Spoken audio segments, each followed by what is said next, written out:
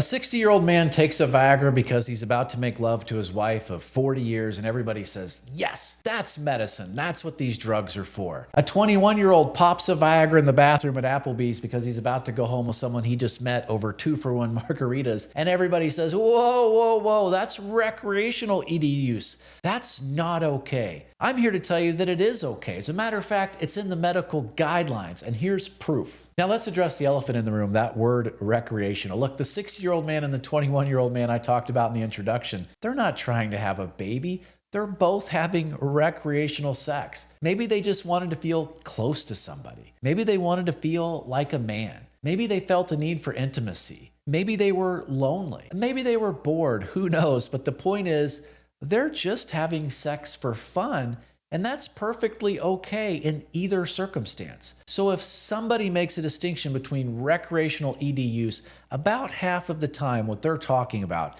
is that they don't approve of the type of sex that person's planning to have with the ED medication. And yes, sometimes even doctors can make that distinction as well.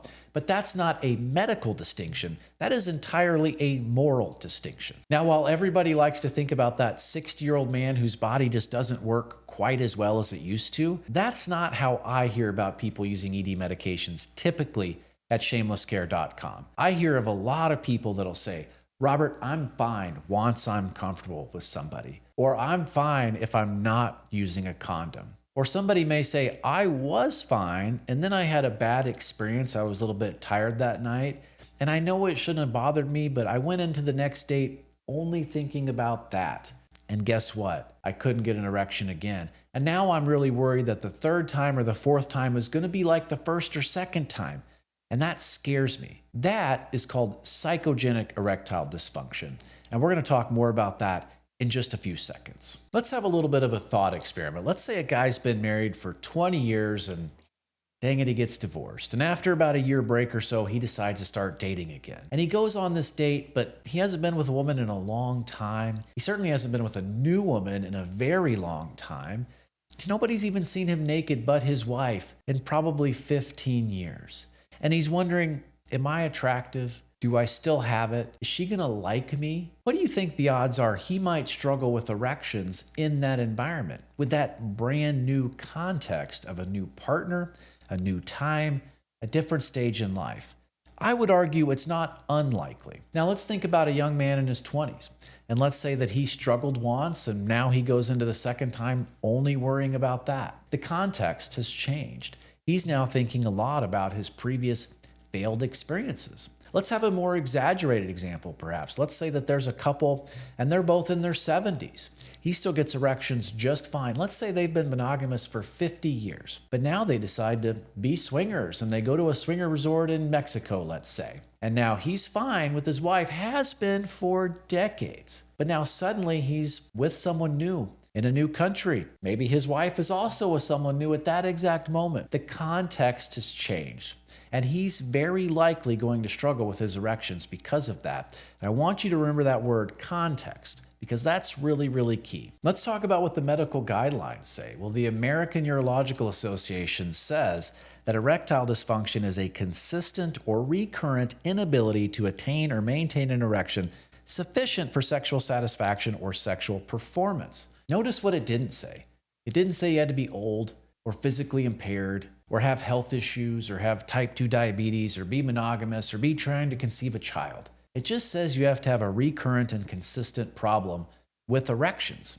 Now let's take a look at what the Merck manual says, because this is a document that physicians use all of the time. The Merck manual states that psychological factors should be considered in every case of erectile dysfunction. Not some, every. And it goes on to say that psychogenic erectile dysfunction can be situational, involving a particular place, time, or partner. In other words, medicine has known for a long time that erections are very context dependent. Now let's talk about something that people often are confused about. ED medications do not create confidence, but they can help to restore confidence. Somebody doesn't take one and become a sex god. Perhaps they were a sex god before and somehow lost that mojo, if you will, and then the medication may help them get back to baseline. That's okay. Let's think about that 21-year-old person at the beginning of the video, which you might have said, I don't know about that example, Robert. He's young, he's healthy, he's just hooking up. Let's talk about him. Let's say that he's had erectile dysfunction in the past. Let's say it's happened to him a number of times. Let's say he knows from experience that it happens with new partners and with condoms. New partner, he just met at Applebee's, probably going to use a condom. Hopefully he's going to use a condom.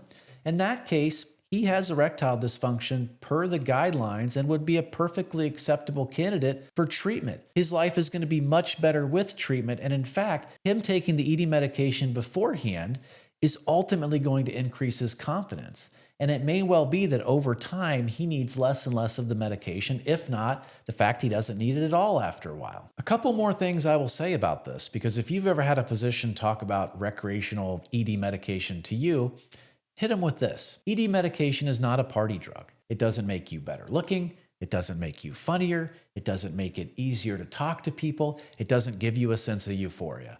The only thing it does is make it easier for you to get an erection. Now, if you weren't smart, you wouldn't be watching this YouTube channel and you might be thinking, but Robert, won't that young guy get dependent on it? There is absolutely no evidence. In fact, there's evidence that it doesn't. People do not get physically dependent upon ED medications. It's physiologically impossible to happen. It's not like caffeine where you need more and more of it. Your body doesn't forget how to make erections on its own. That is a non-starter. But now people often say, well, what about mentally addictive? What if that young person needs ED? He already needed ED medication. That's why he was on it in the first place.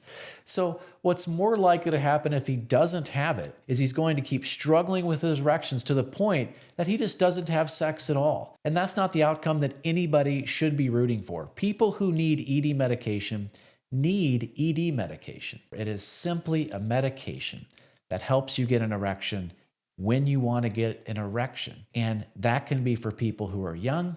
It can be for people who are old. It can be for people who are in good health or people who are in bad health. And that is right there in those medical guidelines like I talked about. Well, I'm Robert from Shameless Care. Thank you so much, and we'll talk soon.